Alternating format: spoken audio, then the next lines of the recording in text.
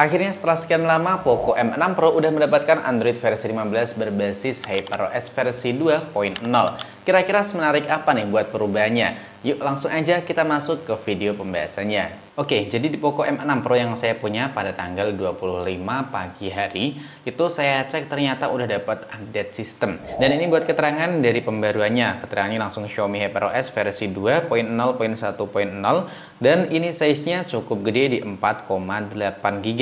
Buat sistemnya sih atau patch keamanan masih sama di patch bulan Januari, cuman buat perubahannya ini tergolong banyak banget. Di sini ada juga keterangan dari filosofi desain nyata dan lain-lainnya. Nanti kalian bisa pause aja biar nggak kelamaan buat pembacaannya ya. Jadi buat perubahannya itu banyak banget. Kemudian ada juga keterangan dari Xiaomi HyperCore. Kalau Xiaomi HyperCore ini keterangannya sih platform teknologi inti milik Xiaomi yang meningkatkan buat kinerja, grafis, jaringan, dan juga keamanan. Kemudian rendering yang ditingkatkan.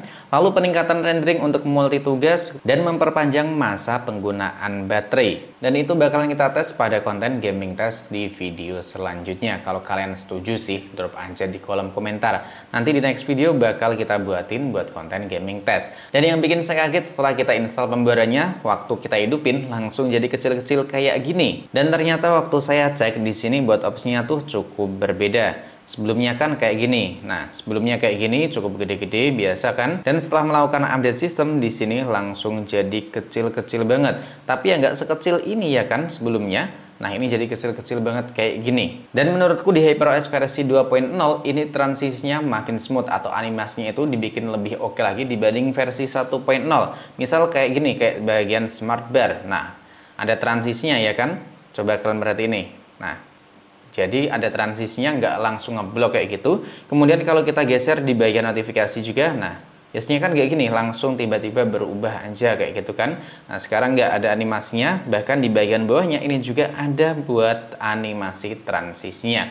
Nggak cuman di situ aja, karena kalau kita tekan dan juga tahan di bagian layar, nah ini langsung muncul kayak control center. Dan ini tentu mirip banget dengan iOS. Jadi kita bisa mengatur kecerahan otomatis, mode gelap, dan juga mode baca cukup dengan tekan dan juga tahan. Dan nggak cuma nyampe di sini aja, karena di bagian volume kalau kita tekan dan juga tahan langsung muncul kontrol volumenya. Dari volume alarm, kemudian ada ring, dan juga volume suara atau multimedianya. Jadi langsung bisa kalian setting dengan cara tekan dan juga tahan aja. Dan nggak cuma itu aja, karena kalau kita tekan dan juga tahan, ini nyenggol aplikasi yang ada di bagian sebelahnya. Nah ini ada kayak gerakannya dikit-dikit nih, pada bergerak ya kan, yang kesenggol itu langsung ada gerakannya. Masih di bagian interface atau tampilan layar utama, sekarang ini ada tambahan baru lagi nih, yaitu di bagian widgetnya. Bisa kalian perhatiin, ini sebelumnya tuh nggak ada, kayak kalendernya ini makin kelihatan oke. Nah kita tambahin dan kalian perhatiin ada animasinya. Nah, ya kan ada animasinya kayak gelembung di bagian air gitu. Dan ini menurutku lebih kelihatan cakep dibanding HyperOS versi 1.0 yang udah ada di Poco M6 Pro sebelumnya. Dan sekarang kita lihatin lagi apa aja sih tampilan widget barunya. Bisa kalian lihat ya, widget Android-nya nih kayak gini. Widget Android ini mirip yang sebelumnya. Kalau yang ini widget Android ini mirip banget seperti tampilan di HyperOS versi 1.0. Jadi yang ada di luar sini ini tambahan di HyperOS versi 2.0. Nah, ini tampilannya cakep-cakep kayak gini. Ini saya suka banget nih. Nah, tampilannya makin oke. Jadi buat setup tuh makin kelihatan kece gitu menurutku. Dan ini tampilan dari wallpaper setelah kita melakukan update sistem kayak gini ya, lebih kelihatan fresh dibanding sebelumnya. Lalu buat tampilan lock screen-nya ini menurutku masih sama aja, karena buat kuncinya masih ada 3, atau lebih tepatnya ini buat kunci layar yang standar, kemudian buat pemandangan, dan juga di bagian estetika timur.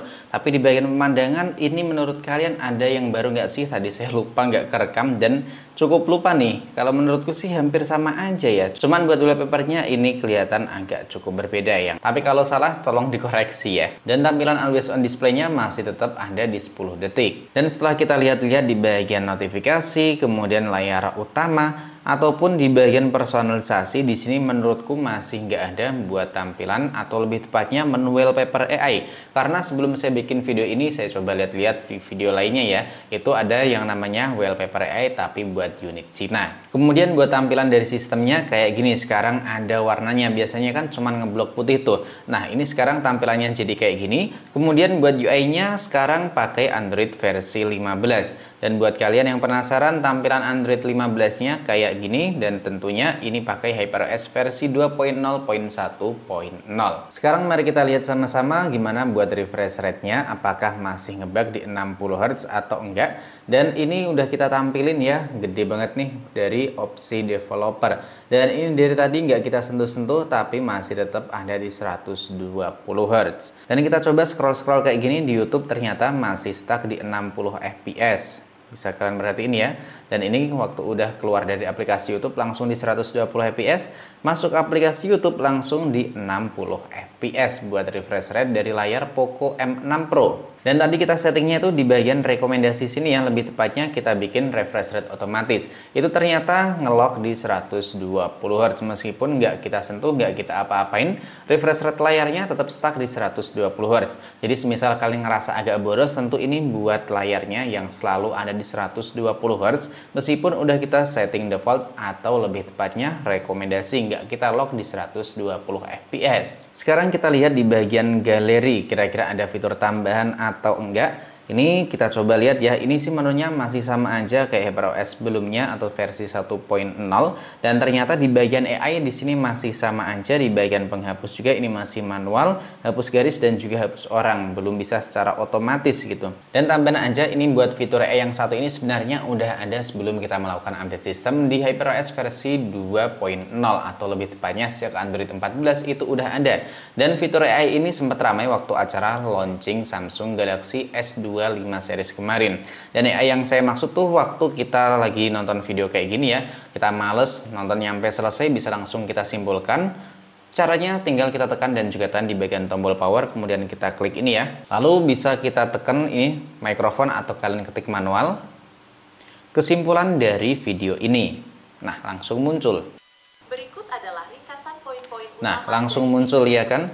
Ini buat kesimpulan dari video yang sedang kita bahas atau sedang kita tonton. Dan buat kalian yang belum tahu aja ya, kalau udah tahu ya udah, ini cuman sekedar informasi tambahan aja karena di Galaxy S25 series kemarin tuh sempat cukup rame. Perubahan selanjutnya di Poco M6 Pro yaitu buat animasi chargernya. Dan setelah kita update sistem, tampilannya jadi kayak gini. Sebelumnya kan di bagian atas dan juga bawah ya, intinya ada perbedaan lah buat animasi charger setelah melakukan update sistem di HyperOS versi 2.0 di Poco M6 Pro. Dan ini tampilan game space setelah kita melakukan update sistem HyperOS versi 2.0.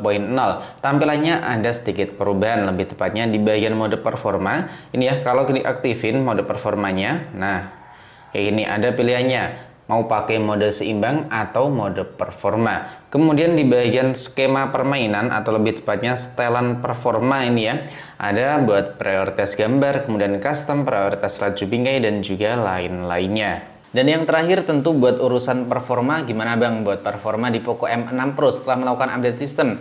Coba kita liatin aja langsung ya di bagian AnTuTu dan juga CPU throttling-nya. Dan ini hasil dari CPU throttling setelah kita melakukan update sistem. Ini masih hijau semua, cuman agak kuning dikit, tapi menurutku masih oke banget karena buat CPU throttling-nya dapat nilai di 85%. Lalu buat AnTuTu benchmarknya sekarang ini ada di 422 ribuan poin. Ini sedikit menurun tapi yang nggak terlalu signifikan, jadi kita tunggu aja buat video gaming test setelah kita melakukan update sistem di HyperOS versi 2.0 atau Android 15 di Poco M6 Pro. Kira-kira buat main game Mobile Legends tuh masih stuck di 60 fps atau enggak nih buat fps-nya? Kalian yang penasaran buat konten gaming testnya, aktifin aja ikon notifikasinya dan drop kira-kira perlu kita bahas atau enggak. Dan jangan lupa ya, drop di kolom komentar biar saya tuh makin semangat bikin konten gaming test setelah melakukan update sistem di ponsel-ponsel yang ada di channel ini.